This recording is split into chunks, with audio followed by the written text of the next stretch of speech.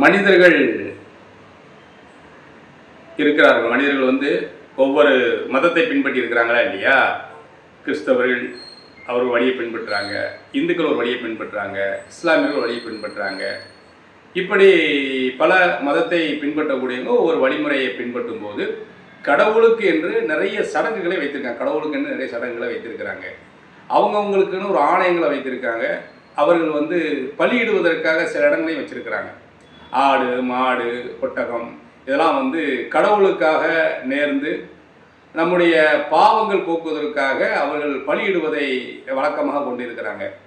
பலிபீடங்கள் எதற்காக அப்படி சொன்னால், பலியிடுவது அப்படின்னு சொன்னால் நம்மளுடைய பாவங்களுக்காக நம்ம பலியிடணும். நம்முடைய பாவம் இருக்கா இல்லையா, அந்த பாவத்தை நம்ம தொலைக்கணும்.